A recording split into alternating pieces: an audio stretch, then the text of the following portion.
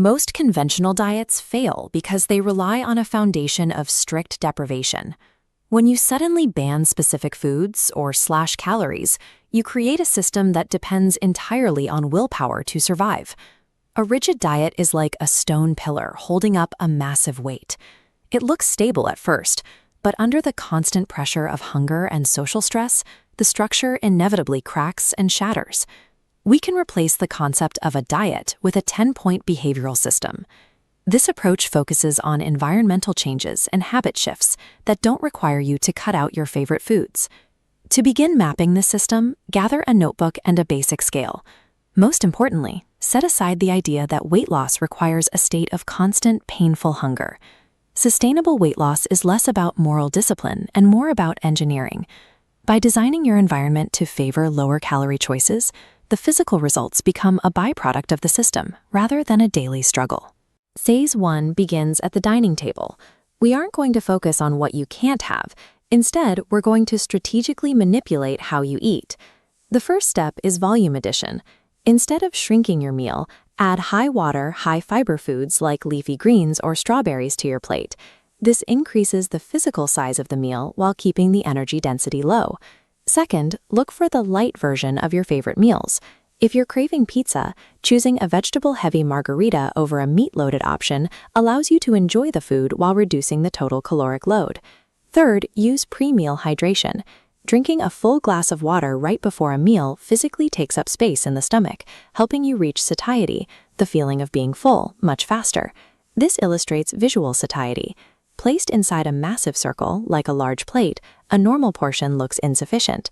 Shrinking your plates fixes this perception. Also, leverage portion sharing. Split calorie-dense treats with a partner. Sharing 2 pizzas for 3 naturally caps your intake. By managing plate size and using water to signal fullness early, you're using mechanical triggers to reduce your intake without the constant mental friction of a strict limit.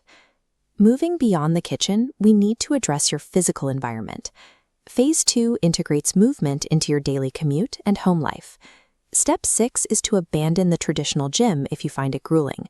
High-engagement activities like cycling to work, dancing in your living room, or even washing your car provide significant movement without the mental baggage of a workout. The goal is to make your daily routine a source of constant, fluid physical motion that feels natural rather than forced. Use a commute hack for Step 7. Exit public transit 1 or 2 stops early to walk the remaining distance, and always opt for the stairs over the elevator. For Step 8, implement active screen time. If you're watching television, stay active by stretching or doing light movements rather than sitting perfectly still for hours. This phase converts idle time into passive caloric burn. It removes the need to find extra hours in your day for formal exercise because the movement is already built in. The final phase moves inward. Even the best physical system will fail if the psychological landscape isn't managed correctly. Step 9 is active distraction. Constantly thinking about your diet or weight creates mental fatigue. Give yourself permission to stop obsessing over the process and focus on other tasks. This chart compares 2 mental models.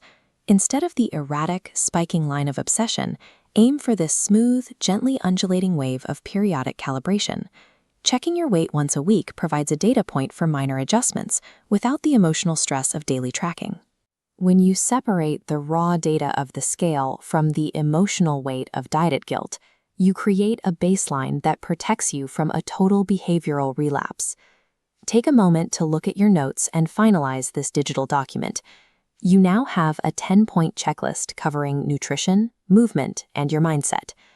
Cautionary tone. Don't try to implement all 10 of these habits at once. Overhauling every aspect of your life simultaneously is the fastest way to trigger the overwhelm that leads to quitting. Select just 3 habits from the list to start today. Once those feel automatic and require no effort, you can begin a phased rollout of the others.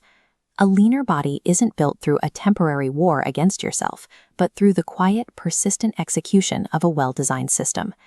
Choose your first 3 habits now and share this protocol with your designated portion sharing partner.